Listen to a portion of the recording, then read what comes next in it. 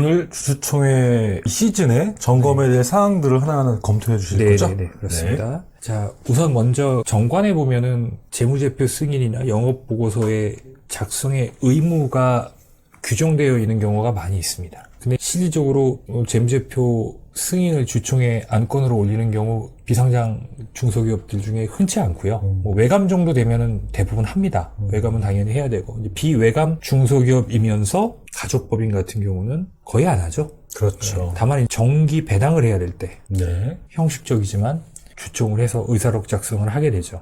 근데 실제 정관에 하기로 되어 있는데 그 의무를 불이행하게 되면은 법상으로는 과태료 부과가 되게 돼 있습니다.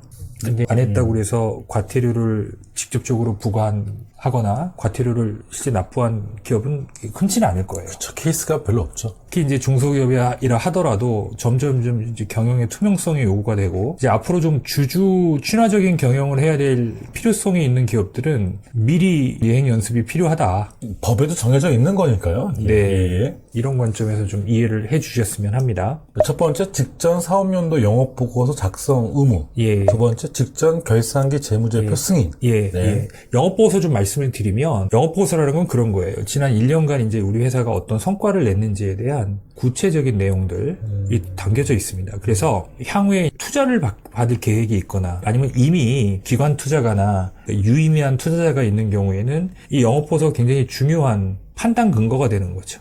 투자를 할지 말지. 주주들 입장에서는 뭐 예를 들어 유상증자 같은 걸 할 때에도 이런 영업보고서가 굉장히 중요한 판단 근거가 되겠죠.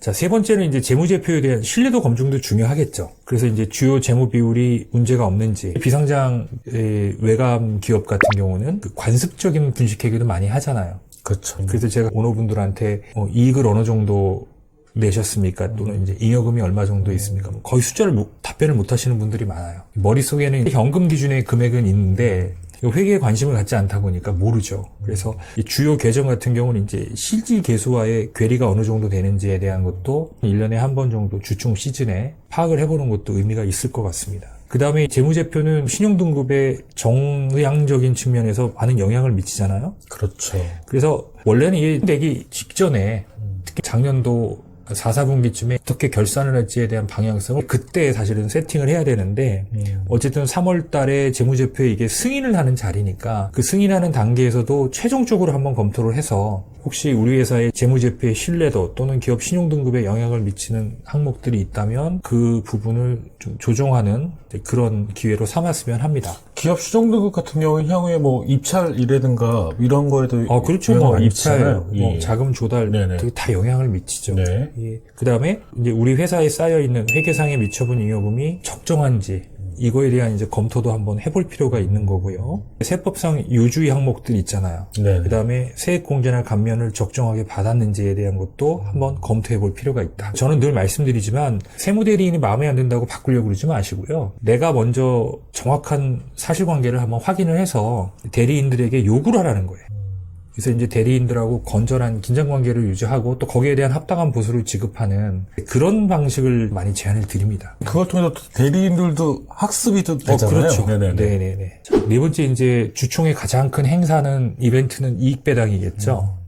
그 금액과 시기와 방법을 정하자. 중요한 3대 축이죠. 당연히 이제 배당 가능 이익 한도 내에서 의사결정인데, 가끔 이제 오너분들 중에 우리가 결손이 났는데도 배당할 수 있습니까? 이렇게 물어보시는 분이 있어요. 그러니까 배당은 배당 가능 이익 한도, 뭐 쉽게 말씀드리면 그냥 미처분 이익 잉여금이라고 보시면 돼요. 예. 당해년도의 이익과 상관없단 말씀이죠. 예, 그렇죠. 네. 예. 한도 내에서 하시면 된다. 예를 들어서 뭐 과거에는 받지 않았다, 그걸 누적해가지고 한 번에 배당을 할 수 있으니까, 이거는 이제 배당은 상법상의 절차만 지키면 돼요. 상법상의 절차에 하자가 생기게 되면 이거는 위법하게 나간 게 되니까 배당이 아니라 졸지에 뭐가 돼요? 가지급금이 되고요.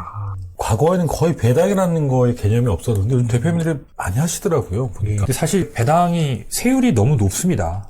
뭐 비용 처리가 되는 것도 아니니까요. 예, 네. 그래서 이제 배당이 좀 세율이 낮아지면 좀 더 활성화될 가능성이 높은데, 또 이제 배당 세율이 낮아지면 근로소득과의 형평성이 있죠. 이게 근로소득은 땀 흘려 버는 소득이고 배당은 일종의 자본소득 같은 개념이라 또 여기서 또 충돌이 일어나서 인하가 그냥 쉽지는 않은 것 같습니다. 그 다음에 배당 방식도 균등 배당을 할 거냐 초과 배당을 할 거냐. 뭐 아시겠지만 초과 배당이 예전에는 소득세와 증여세 둘 중에 큰 거를 낸다 이런 이제 비교 사항이었다면 지금은 소득세도 내고 초과배당에 대한 증여세도 내는 걸로 바뀌었기 때문에 예전만큼 효용 가치가 크진 않아요. 네. 자, 그럼에도 불구하고 초과배당을 검토해 볼 만한 가치가 있는 법인들이 있습니다. 그래서 초과배당도 한번 검토해 보실 필요가 있다고 말씀드리는 거고요. 자, 그 다음에 지금 정기배당을 하긴 해야 되는데 회사의 자금 상황 때문에 약간 배당을 미루자 할 때는 정기배당 하지 마시고 중간배당을 하면 되겠죠. 배당을 하는 과정에서 제가 초과배당을 말씀드렸지만 초과배당을 개인한테 하게 되면 초과배당에 대해서 또 다른 증여세를 낸다고 말씀을 드렸잖아요. 그렇죠. 증여세가 상당히 부담이 되는 경우에는 특정 법인을 활용해서 법인 주주에게 차등배당을 해라. 뭐 법인 주주에 대한 차등배당 효과가 있다. 그래서 이제 뭐 수입배당금 입금불산입 제도라든가 초과배당도 일종의 증여행위라고 봤죠. 맞습니다. 그래서 특정 법인의 주주에게 증여세가 과세되지 않는 범위 내에서 그냥 법인세만 부담하면 된다. 법인세율도 뭐 작년에 1%씩 낮아졌기 때문에 법인세율 인하된 것과 수입 배당금 입금 불산입 제도를 활용하면 개인 주주가 속해 있는 법인의 주주가 되게 만들어서 법인 주주에게 차등 배당을 하게 되면 세법적으로 상당한 메리트가 있다. 저희가 과거에 방송했던 그 가족법인에 관련된 그렇죠. 부분 네, 네. 방송 참고하시면 좋을 것 같습니다. 네, 다만 그 특정 법인의 사업 목적이 없고 실제 이 배당이나 임대 수입만으로 매출이 구성되는 법인이라면 성주신고 대상 법인이 될 수 있기 때문에 좀 특정 법인의 사업 목적을 구성할 때 실질적인 자본소득 외에 임대소득 외에 다른 매출도 발생할 수 있게끔 구조를 짜면 의미가 있겠죠. 자, 당연히 이 배당이라는 거는 정관에 규정화돼 있어야 됩니다. 특히 현물 배당 같은 경우는 정관에 규정이 없다면 할 수가 없는 거거든요. 그래서 가입하고 있는 보험 만기가 돼서 보험 자체를 배당을 한다든가 아니면 보유하고 있는 자기 주식을 현물 배당할 수도 있거든요. 실제 이제 현금이 아닌 현물 배당을 하려면 말씀드린 대로 이제 정관에 관련된 규정이 돼 있어야 되니까 정관 검토도 한번 하셔야 될 필요가 있습니다. 주주에게 이익을 환원해주는 대표적인 방법을 꼽아라. 그럼 배당이 있고요. 두 번째 뭐가 있을까요? 하면 이야기할 수 있는 게 이제 자기 주식 취득이 되겠죠. 자사주. 네. 그렇죠. 예. 그래서 이제 배당은 실제 주주에게 지분에 비례해서 배당을 하게 되면 이건 이제 배당 소득세가 나오는 거고, 자기 주식 취득은 개인의 주식을 법인에 양도하는 거잖아요. 양도 행위로 인정이 되면 양도 소득세를 내는 거고. 자, 그런데 자기 주식을 취득해서 곧 소각을 할 거야. 그래서 소각 목적이 되면 이거는 마찬가지로 의제 배당으로 봐서 배당 소득세가 나올 수 있다라는 점을 유념해 두시기 바랍니다. 이 자기 주식 취득을 검토할 때는 취득하는 과정이나 처분하는 절차상의 거는 이제 상법을 준수해야 된다는 거. 절차상의 하자가 생기면 이건 역시 가지급금이다 말씀드릴 수 있는 거고요. 다만 양도 차익에 대해서 양도소득세를 내거나 나중에 소각을 하면 양도차익이 배당소득이 돼버린다고 그랬잖아요. 네네. 그래서 이제 배당소득세를 내야 되니까 차익을 줄일 수 있는 방법. 그래서 기존 주식을 배우자에게 증여해라. 증여 후 바로 양도를 하게 되면 이걸 다단계를 걸친 하나의 행위로 봐서 최근에 증여를 부인하는 사례가 많이 생겼잖아요. 네, 그리고 지난 방송에도 한번 이 판례 분석을 한번 해드렸습니다. 그래서 증여 후에 일정 기간이 경과되고 그 기간 내에 주주권 행사를 하고, 뭐 주주권 행사라는 건 배우자의 수증자의 주식이다라는 것을 입증할 수 있는 뭐 배당이라든가, 그 후에 주식가치 상승분을 반영해서 약간의 양도소득세를 낸다는 가정하에 실행을 해라. 그래서 이제 세무 리스크를 줄이는 쪽으로 진행을 하시라고 여러 번 말씀을 드렸습니다. 그 다음에 이제 중요한 거는 소각을 하지 않는다면 향후에 보유하고 있는 주식을 어떻게 처분할 거냐에 대한 시나리오도 중요하다고 그랬죠. 그래서 투자를 받을 계획이 있는 기업은 그 주식을 제3자에게 매각을 하면 되는 거고요. 최근에 일부 대기업에서 이제 주식 성과급 제도라는 게 핫 아이템이 되는 경우가 그래요? 예, 최근에 있습니다. 뭐 하나그룹 같은 경우도 2세에게 주식 성과급을 많이 지급해서 약간 논란이 되기도 있긴 한데요. 나름대로 중소기업도 의미가 있습니다. 그러니까 성과급이라는 현금 대신에 주식을 인센티브로 주는 거예요. 그 다음에 자기 주식을 주식으로 현물 배당. 이건 주식 배당하고는 좀 다르죠. 주식 배당은 이제 실제 증자 효과가 있는 거고요. 자기 주식은 회사가 보유하고 있는 주식을 현물로 지급해준다라는 의미입니다. 그리고 소각 계획이 있는 기업은 이게 배당으로 돌아가서 배당 소득세가 나올 수 있다는 점 유념하셔야 되고, 또 자기 주식을 취득할 때 유념하셔야 될 게 이 자기 주식은 가업 무관 자산이 돼요. 그래서 향후 5년 안에 가업 승계, 특히 특례제도 있잖아요. 특례제도를 적용할 계획이 있는 기업은 자기 주식을 취득하는 게 중요한 게 아니고 취득과 더불어서 어떻게 처분을 할 거냐.